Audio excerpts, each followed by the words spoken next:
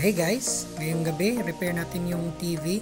So nangyari sa TV natin is pag on natin ng TV, black lang siya, no? So hindi siya nagbibigay ng picture.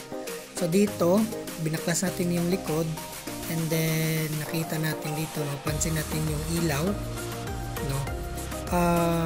Yan, patay siya, tas nasindi, tas parang ano din siya, naging patay sindi. So nangyari dito is merong damage, no, dito sa panel natin. So gagawin natin is either remove natin to or ito. So unahin natin muna tong nasa ibabaw. Okay, so tanggalin natin yan and then check natin if ganun pa din ba siya, nag-on and off ba yung backlight niya. So check natin, so naka-on siya, tapos biglang wala, and then naka-on, and then so meaning yan may damage talaga sa panel. So nakita niyo yung ilaw is continuous siya, meaning yan is sira na yung panel niyan. So makikita natin sa ilalim, ito may sound siya pero wala siyang picture or walang taong lumalabas. So okay, try natin naman yung isang panel niya. So balik na din natin yung isa. Ito, balik natin muna, tapos i-try natin yung kabila.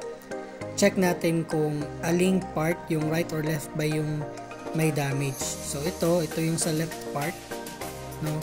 So try natin siya. Plug natin. Check natin ulit yung ilaw. So nag-on siya, no? Then parang siyang nag-flicker and then tuloy-tuloy na yung ilaw niya. So check natin yung video, no? If meron na bang picture. Be? So wala pa rin. Okay, so meron talaga tayong problem, no, na need ayusin. So ito, quick tip lang to, no? So parang hindi na to siya temporary, kumbaga temporary repair lang to siya, no? So gagawin natin is meron tayong tatakpan ng mga pins, no? May mga maliliit na pins dyan. So gagawin natin yan is i-cover natin yung mga maliliit na pins. So count natin 1 to 13 na pin. Tapos from the 13 start a cover, count tayo ng 8. So dapat 8 pins yung makover natin. So anong gagamitin natin? Simple lang guys. Gamit tayo ng scotch tape. Yan. So tape lang, simpleng ano lang to, repair, no. Gamit lang tayo ng tape, no. I-cover natin kung ano yung kailangan natin i-cover. So i-unplug natin, no, para safe tayo. And then remove natin yung itong panel na to. So try natin, no, if ito yung panel na damage, so meaning may picture lalabas. If wala, try natin yung nasa ibabaw. So gagawin natin guys, again count tayo ng 13 pins, maliliit yan, so 1 to 13, and then cover natin yung pins from starting 13, then count tayo ng 8, so 13, 14, 15, 16, 17, 18, 19, 20, 21. So hanggang ika-21 na pins natin ika-cover gamit nung scotch tape guys. Okay?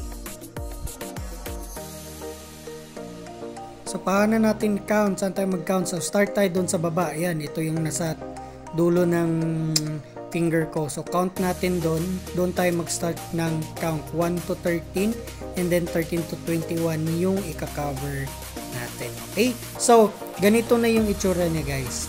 Ayan. So may tape na yan. Ayan, kung nakita nyo. So ayan na. So nag-cover natin.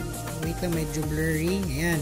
So again 1 to 13, tapos tape natin 13, count tayo ng 8, so 13 to 21, yun yung pins na need natin siyang i-cover. Okay, so ibalik na natin yan. Yan, nakabalik na. So try natin, no? And then oops, scary whoops. Yan, may picture na, may video na. So quick fix lang to siya guys, temporary fix lang to siya, no? Hindi to siya pang permanent, pang temporary siya. So yan, nakabit na natin. Try natin ng on. So meron na siyang picture, Hindi na siya yung pag i-on natin yung TV, parang wala lang black, tas parang may magpa-flash na blue, ganon. So, yun lang guys, ganon lang siya mag-temporary permanent repair ng Samsung TV natin. Ito yung Samsung namin is 55 inch, no, DIY lang to. Okay? Okay, bye.